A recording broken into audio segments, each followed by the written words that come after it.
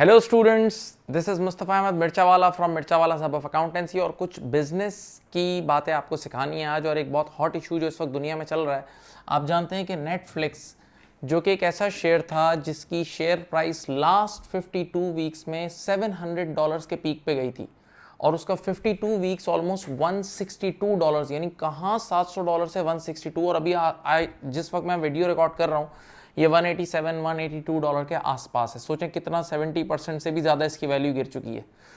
तो सवाल ये इसकी वैल्यू गिरने की वजह पे मैंने पहले भी एक बार वीडियो बनाई थी और बताया भी था आप लोगों के इसके पास 222 मिलियन के करीब सब्सक्राइबर हैं और इस साल के जो क्वार्टर वन है इसने 6,40,000 6,40,000 कस्टमर्स अपने लॉस्ट भी किए।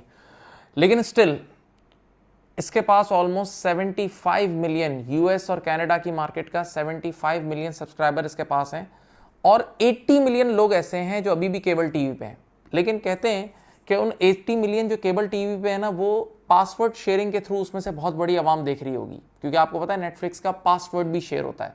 तो 75 मिलियन कनाडा और यूएस में इनके पास सब्सक्राइबर है और बाकी जो 80 मिलियन में से लोग हैं वो बहुत सारे पासवर्ड शेयरिंग के थ्रू भी देख रहे हैं। तो कुछ लोग यूं भी बोलते हैं कि अब मजीद यूएस और कनाडा में इसकी ग्रोथ पॉसिबल नहीं है। अब सवाल ये है कि नेटफ्लिक्स गिर तो गया, बहुत गिर गया इसका शेयर, यानी एक बहुत बड़ा अजाब आ गया इस पर। अब सवाल ये कि गोइंग फॉरवर्ड इसकी क्या स्ट्रेटजी है। तो ये एक चीज़ पे काम कर रहे हैं, that is ad based model. जैसे आप देखते हैं यूट्यूब पे जब हम वीडियोस देख रहे होते हैं, मूवीज़ देख रहे होते हैं, तो बीच में ऐड आती है ना, और उस ऐड से यूट्यूब कमाता है। तो अब इसी तरह नेटफ्लिक्स की मूवीज़ के बीच में भी ऐड आएगी और ऐड से वो कमाएंगे। ठीक है, सवाल ये है कि ये चीज़ जो लेकर आ रहे हैं ये बेहतर है कंपनी के लिए या बुरी है। तो इस पर दो लोगों के आर्गूमेंट्स हैं, दो लोगों का डिफरेंस ओपिनियन है। तो मैं पहले इससे रिलेटेड बात करूंगा कि कौन से लोग ऐसे हैं जो इसके हक में बात कर रहे हैं। तो पहला पॉइंट तो लोग ये कह रहे हैं कि एक्चुअली नेटफ्लिक्स का पासवर्ड शेयर होता है, तो पासवर्ड शेयर उनमें ज़्यादा से ज़्यादा लोग देखते हैं। तो अब नेटफ्लिक्स खुश होगा कि बेशक पासवर्ड ज़्यादा से ज़्यादा शेयर हो, क्योंकि जितने ज़्यादा पासवर्ड शेयर होंगे उतने ज़्यादा व्यूअर्स आएंगे और जितने ज़्यादा व्यूअर्स आएंगे उतना ज़्यादा एडवर्टाइजर्स इनको पैसे देंगे। यानी जितने ज़्यादा लोग देंगे, इसको यूँ समझें कि कुछ टीचर्स के लेक्चर्स अगर चोरी हो जाते हैं और अगर उसके पीछे टीचर की एडवर्टीजमेंट लगी हुई है, तो जितने लोग उस पायरेटेड चीज़ को भी देखेंगे उतनी मार्केटिंग तो होगी ना।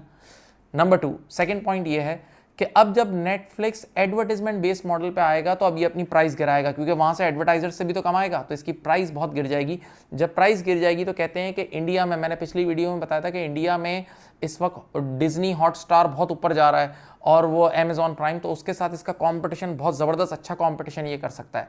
तीसरा पॉइंट ये है कि जब ये प्राइस गिराएगा तो आपको पता है according to law of demand इसके पास कस्टमर बेस बढ़ सकती है। तो जब कस्टमर बेस बढ़ेगी तो रेवेन्यूज भी मुमकिन है बढ़ें और इससे फिर ये ज़्यादा क्वालिटी कंटेंट क्रिएट कर सकता है और मजीद इन्वेस्टमेंट कर सकता है जो इसका अपना ओन कंटेंट है। चौथा और बहुत अहम पॉइंट जो इसके हक में इस एडवर्टीजमेंट के, देखें नेटफ्लिक्स वो इदारा है, अगर आप लोगों को याद हो तो ये शायद दुनिया की पहली वो कंपनी थी जो स्ट्रीमिंग बिजनेस में आई थी। यानी पहले एक दौर में केबल टीवी था, इसने केबल टीवी से फिर स्ट्रीमिंग रिकॉर्डेड वीडियोस पे आई ऑन डिमांड।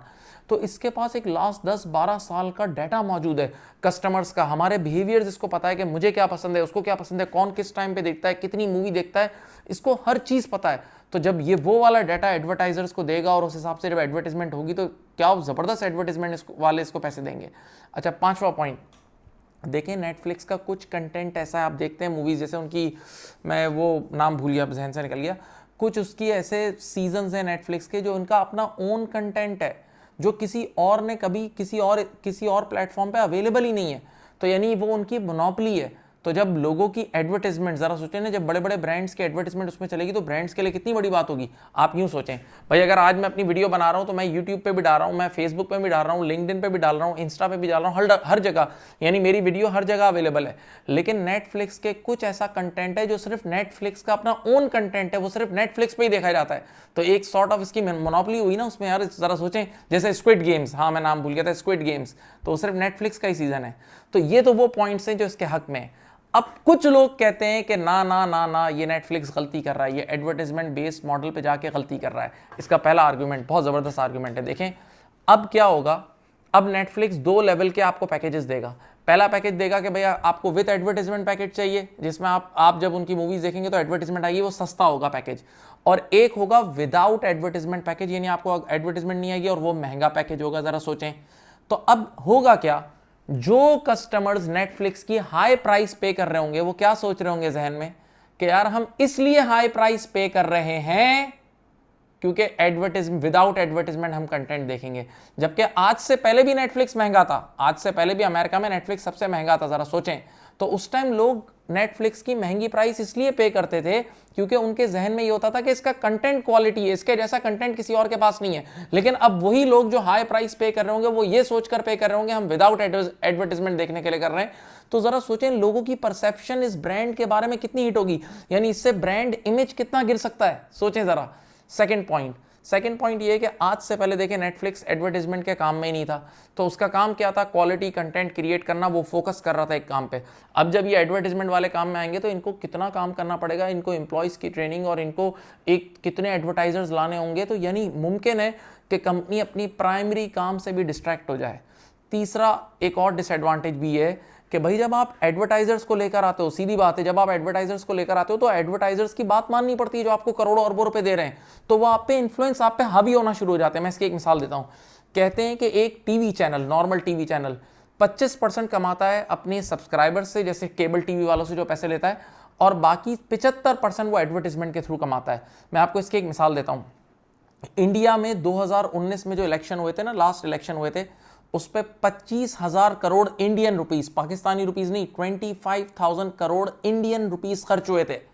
तो जब उन्होंने इतना एडवर्टीजमेंट, सोशल मीडिया के एडवर्टीजमेंट और मेन स्ट्रीम मीडिया पे इतना खर्चा किया, तो जब जरा सोचें जिस पार्टी ने भी खर्चा करके जो पार्टी रूलिंग पार्टी बनी, तो उसने जब टीवी चैनल्स को इतना पैसा दिया, वो टीवी चैनल्स को फिर इन्फ्लुएंस भी करते हैं, अपनी बात भी मनवाते हैं। तो याद रखना, फिर हो सकता है नेटफ्लिक्स के कंटेंट में वो लोग इन्वॉल्व भी होना शुरू हो जाएं।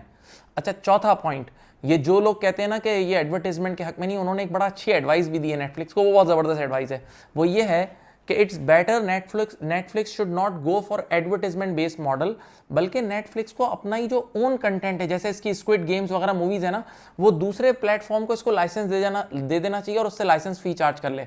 मिसाल के तौर पे नेटफ्लिक्स यूट्यूब वालों को बोले हाँ भाई हम अपनी स्क्विड गेम्स आपको दे रहे हैं, आप चलाएं। तो अब इससे फायदा ये होगा, एक तो लाइसेंस फी मिलेगी, सेकंड जो लोग भी अभी तक नेटफ्लिक्स यूज नहीं कर रहे हैं, जब वो यूट्यूब पे नेटफ्लिक्स का कंटेंट देखेंगे तो वो ऑटोमेटिकली नेटफ्लिक्स की सब्सक्रिप्शन लेने में जाएंगे, यानी नेटफ्लिक्स उनको भी घेर सकता है। तो ये एक बड़ा अच्छा एडवांटेज है।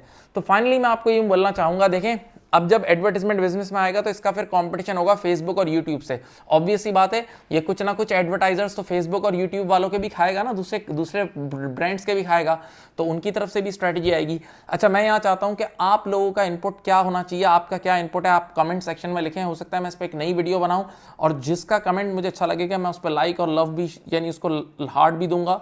आप लोग कमेंट सेक्शन में शेयर करें, और साथ साथ आप हमारे जो कोर्सेज हम ऑफर कर रहे हैं, ये सारी चीज़ों की नॉलेज, स्टॉक एक्सचेंज का कोर्स है, बिटकॉइन का कोर्स है, हमारे IFRS डिप्लोमा के कोर्सेज हैं, वो सारे कोर्सेज हम ऑफर कर रहे हैं और लोगों को उससे बहुत फ़ायदा हो रहा है। अगर आप भी उसमें इंटरेस्टेड हैं तो आप मुझे कॉन्टैक्ट कर सकते हैं। इस वीडियो को ज़रूर शेयर करें और हमारे चैनल को सब्सक्राइब करें। अपना बहुत ज़्यादा ख्याल रखिएगा। अल्लाह हाफिज़। हो गया।